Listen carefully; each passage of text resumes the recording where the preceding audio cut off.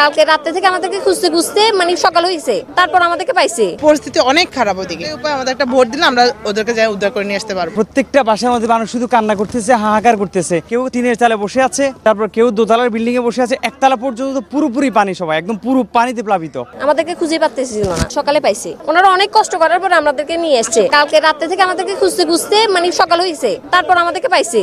ওনারা অনেক কষ্ট করার পর আমাদেরকে নিয়ে এসছে। আমাদেরকে খুঁজে পাচ্ছিল না, সকালে পাইছে। প্রত্যেকটা বাসার মধ্যে মানুষ শুধু কান্না করতেছে, হাহাকার করতেছে। কেউ টিনের চালে বসে আছে, তারপর কেউ দোতলার বিল্ডিং এ বসে আছে, একতলা পর্যন্ত পুরোপুরি পানি, সবাই একদম পুরো পানিতে প্লাবিত। আমরা একটা বোট নিয়ে বেরিয়েছি, ইঞ্জিনের নৌকা।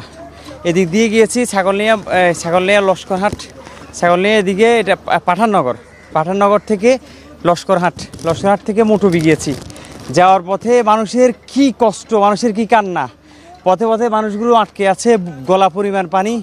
তারপর প্রত্যেকটা বাসার মধ্যে মানুষ শুধু কান্না করতেছে, হাহাকার করতেছে। মানুষ তো অলরেডি সবাই ওই যে উপরে কেউ টিনের চালে বসে আছে, তারপর কেউ দোতলার বিল্ডিংয়ে বসে আছে, একতলা পর্যন্ত পুরোপুরি পানি, সবাই একদম পুরো পানিতে প্লাবিত। এখন আমরা কয়জনকে বাঁচাবো?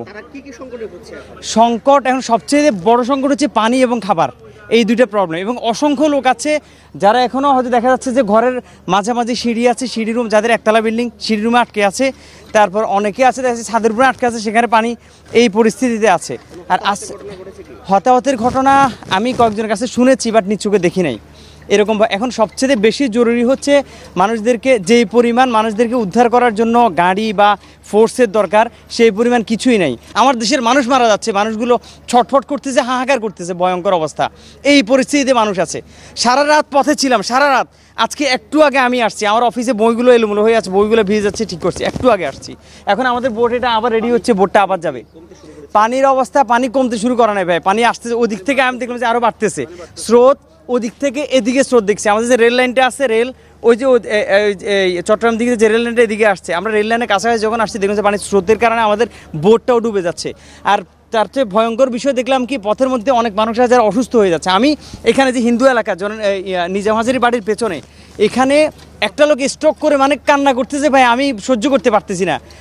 মানে আমাদের কাছে কান্না করে, ভাই আমাদেরকে নিয়ে যান, আমার রুগীটা আপনি মিশন হসপিটালে দিয়ে আসেন। আমাদের এখানে বোটে অলরেডি 20 জন লোক আছে, আমি আরেকটা লোক তুললে এর মধ্যে 2 জন হচ্ছে গর্ভবতী, এদেরকে আমি সদর হসপিটালে পাঠিয়েছি, স্ট্রোক করছে।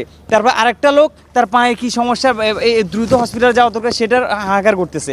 এইভাবে অসংখ্য লোক আছে। একদম মাথা তো উপরে উঠে গেছে। আমরা এক জায়গায় গেছিলাম, ওখানেও পানি উঠতেছে। এখন বাচ্চা নিয়ে আমরা ওখানে আর থাকতে পারতেছি না। ওই জন্য আমার ভাইয়াদের কাছে কল দিছি। আমাদেরকে ওনারা কালকে রাতে থেকে আমাদেরকে খুঁজতে খুঁজতে মানে সকাল হয়েছে, তারপর আমাদেরকে পাইছে। ওনারা অনেক কষ্ট করার পর আমাদেরকে নিয়ে এসছে। এখন সবাই নিরাপদ স্থানে আছে, তবে খাবারের খুব সংকট, পানি, খাবার এবং খুবই সংকট এগুলার। এটার মানে খুব দরকার। আমরা তো আসি, ভালো ছিলাম, ওখান থেকে আসতে পারছি, কিন্তু মানুষ তো ওখানে নিরাপদ স্থানে আছে, কিন্তু খাবারের প্রয়োজন অনেক।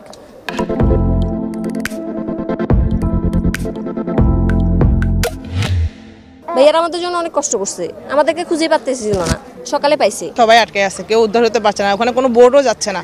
আমরা চাচ্ছি আমাদেরকে একটা ভোট দিক, আমরা যাই সবাইকে উদ্ধার করে নিয়ে আসি। পরিস্থিতি অনেক খারাপ ওদিকে। আমরা এখন কি করব কিছু বুঝতে পারতেছি না। এখন আমাদের শুধু একটাই উপায়, আমাদের একটা ভোট দিলে আমরা ওদেরকে যাই উদ্ধার করে নিয়ে আসতে পারবো। আমরা নাজির রোডে থাকি, নাজির রোডে প্রায় একতলা পুরো ডুবু, সেম প্রায় 10 ফিট ডুবে গেছে। এখন আমরা 3 তলায় অবস্থান করতেছি। খুব করুণ অবস্থা, এখন সবারই এখন করুণ অবস্থায়, কেউ ছাদে, কেউ 2 তলায় 3 তলায় অবস্থান করতেছে আর কি। এটা খুব ভয়াবহ সবার জন্য এখন দেখা যাচ্ছে।